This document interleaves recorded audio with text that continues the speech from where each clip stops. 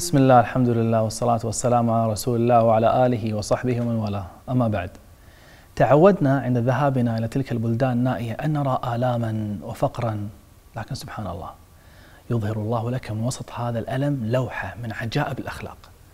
عندما زرنا الصومال أخذنا ننتقل كثيرا بين القرى، وسمعنا من إحدى الأخوات عن وجود بيت فيه قصة عجيبة. رجل مع زوجته، هم كبار في السن، الأم شبه مقعدة وعمياء لا ترى، والعجيب أنه قد مات لها 11 ابنا بسبب الأمراض وسوء التغذية هناك.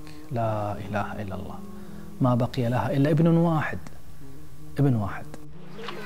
البيت الذي يسكنون فيه لا يوجد فيه سور حتى، فهم يجعلون مكان السور أغصان شجر ميت لتمنع الحيوانات من الدخول إلى داخل البيت. هذه عائلة مكونة من 3 أفراد، وكان في السابق لديهم 12 ابنا وابنة، مات 11 منهم وما بقي إلا واحد، وهو ليس موجود الآن. ذهب إلى الخارج يبحث لهم عن طعام، لأنه في الصباح حضر لهم طعام وانتهى وما بقي طعام آخر. تخيل أن تجرح هذه الأم الضعيفة 11 مرة. الأم كبيرة بالسن، عمياء لا ترى، والأب كبير بالسن أيضا، نظره بسيط، وأبنائهم 11 ابن مات، الواحد تلو الآخر من سنة 84 إلى سنة 92 وهم يموتون ابن وابنة. كيف لقلبها أن يستحمل كل هذه الآلام طوال هذه الأعوام؟ والوضع مزري حقيقة، ويعني الحال يرثى لها، وهم في الحقيقة صابرون محتسبون. اللي يخفف عنهم يقولون على كلامهم هي العبادة، اللي يخفف عنهم قيام الليل، الصلاة وعبادتهم وذكرهم لله عز وجل. لكن أتدري كيف عوضها الله تعالى؟ لقد رزقها ربنا سبحانه بابن قد عوضها عن الأبناء السابقين جميعا. من أجمل المناظر التي أحب رؤيتها في حياتي منظر ابن يبر والديه. هذا ماما؟ ماما هي. الابن يتفرغ لطبخ الطعام لوالديه، لم يخرج لنزهة مع أصحابه، لم يتزوج وينشغل بزوجته عنهم، بل قد وهب وقته لهم وهو فرح بذلك. وهو يصنع طعاما خاصا لهما يكون لينا جدا ومذابا، لأن والديه لا يستطيعون مضغ الطعام. فقلت له: وكيف تأكله أنت وهو كذلك؟ فقال: هو يقول بس يعني إذا هي تحب تأكل أنا أكل معها. نعم، إنه أحيانا يطبخ طعاما لا يشتهيه، ولكن إذا أحب الطعام والداه أحبه هو أيضا، لأن طعم البر أعذب من الطعام. بل إنه يطعم أمه بيده، ويغسل يديها بيده، ويحملها بيده، ويغطيها، ويهمز رجلها، وكأنه مجموعة من الأبناء يهتمون بأمهم وليس ابنا واحدا فقط. إنه يتفنن في بر أمه لدرجة أنه لا يعمل في كل يوم، بل يعمل يوما ويترك العمل يوما لكي يعتني بأمه وأبيه. هل لديه أصحاب؟ هل لديه أصدقاء؟ تفضل سيد. صاحب الملذ، واحد صاحبه. عليه.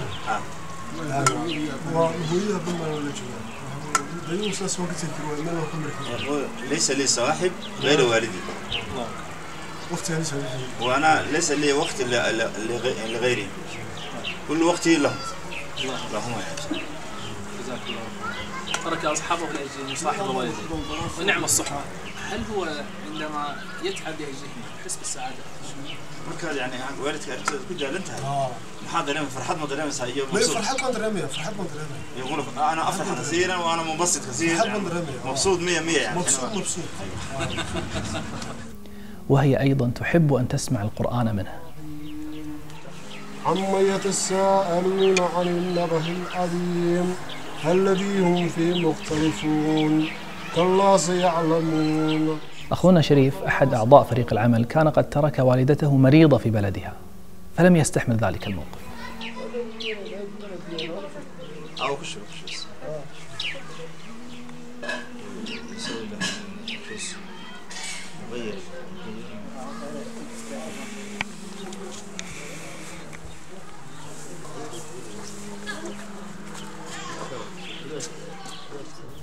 عموما أخواني أخواتي، أخونا شريف الآن قد توفيت والدته، ونطلب منكم من فضلكم الدعاء لها.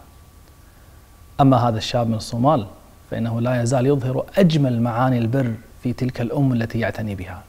أخي الكريم، أختي الكريمة، لن يبقى إنسان مع والدته طوال حياته، إما أن تفارقه وإما أن يفارقها، ولكن ألا تظن أنه كنز يذوب يوما فيوم حتى تستيقظ فلا تجده؟ بكى أحد الصالحين في جنازة أمه فقيل له في ذلك: لماذا تبكي؟ فقال: والله ما أبكي أن أمي قد ماتت، ولكني أبكي أن بابا من أبواب الجنة أغلق علي اليوم. هيا يا إخوة الأخوات، فنذهب الآن ونظهر أفضل ما عندنا لآبائنا وأمهاتنا. فليجعل الإنسان في قلبه أن لا يخرج من باب أمه وأبيه إلا وقد رسم عليهما أجمل ابتسامة، وقد أدخل عليهما أحلى سرور. أن لا يكون للإنسان هم في قلبه إلا أن يكون أبوه وأمه على قدر من الرضا عنه بما يفتح له من أبواب الجنة ما يرضي الله عز وجل عنه.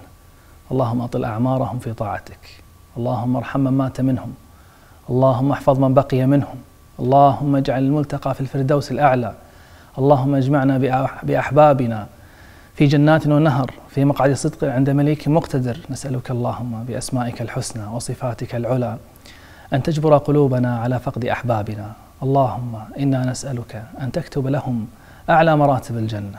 اللهم نسألك أن ترزقنا بر أبنائنا وبر بناتنا.